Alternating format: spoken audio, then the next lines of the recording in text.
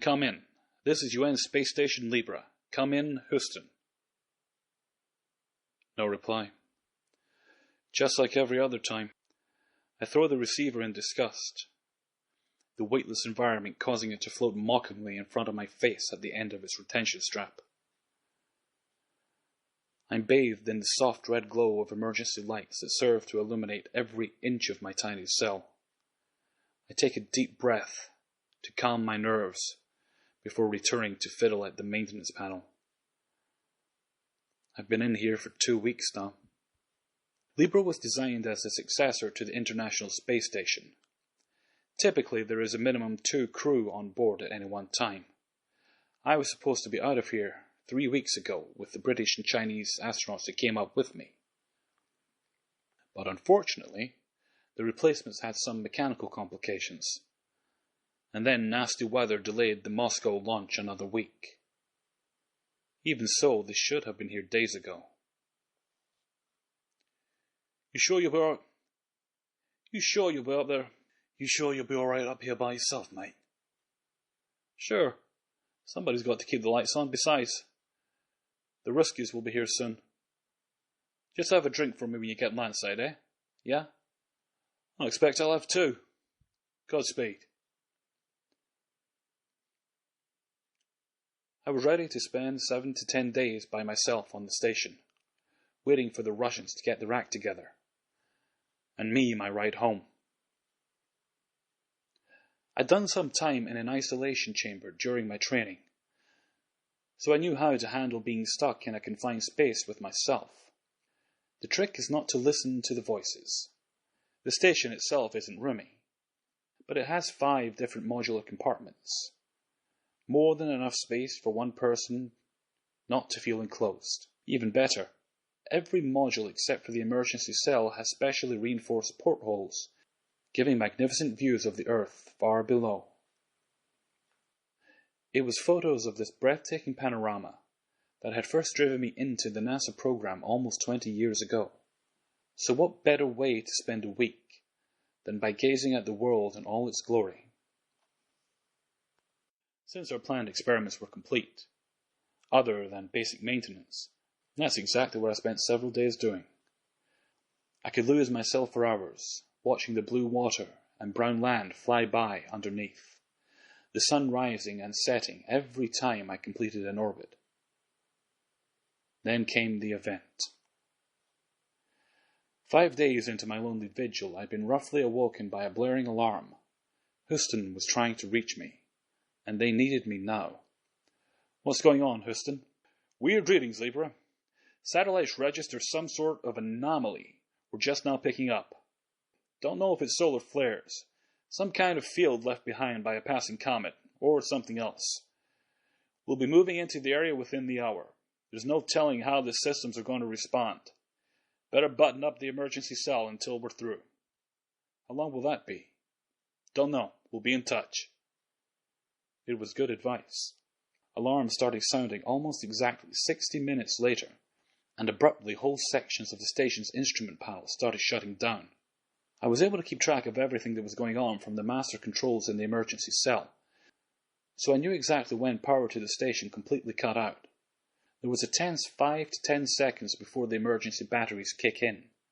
Then, with a soft whine, they powered up the red lights I'd been basking in ever since. I paused my work at the maintenance panel. For the 1000th time, I take out the photo of my wife and daughter. They're both smiling, holding each other close. Are you going to space again, Daddy? Yes, honey, but not for too long this time. I don't want you to go.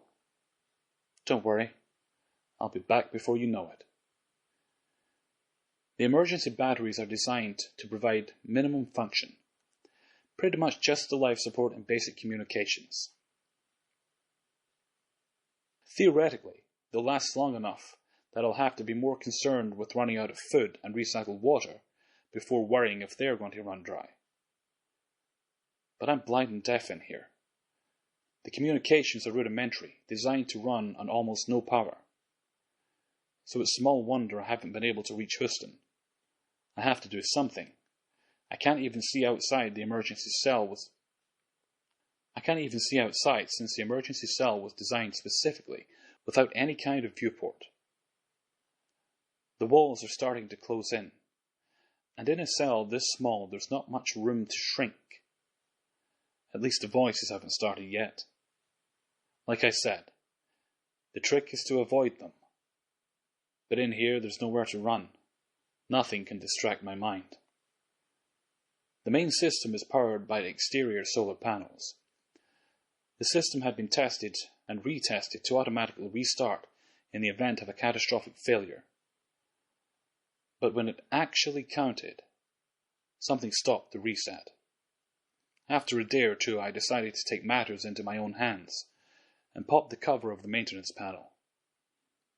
After 2 weeks, I've gotten exactly zero response from my efforts.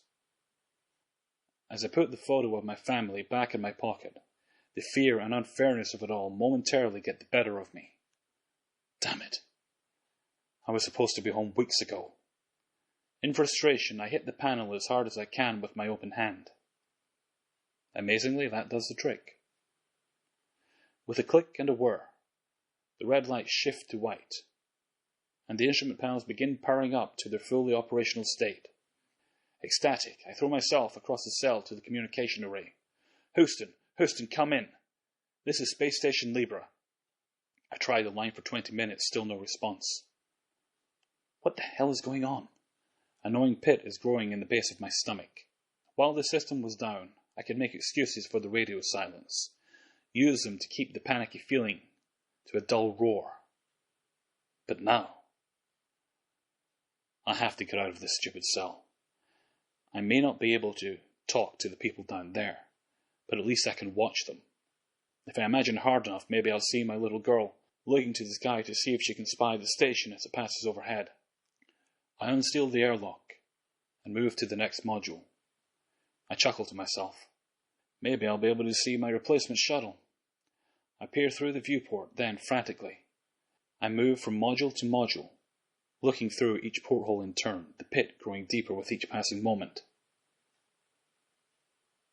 She doesn't want you to go. She's a kid. Of course she doesn't want me to go. I don't want you to go either. I know, but I know you will anyway, and I won't stop you. I love you, babe. I love you too, always, and forever. It takes the station's computer 2 hours to identify our position. Finally, it finds enough known stars to triangulate where we are. Exactly where we should be.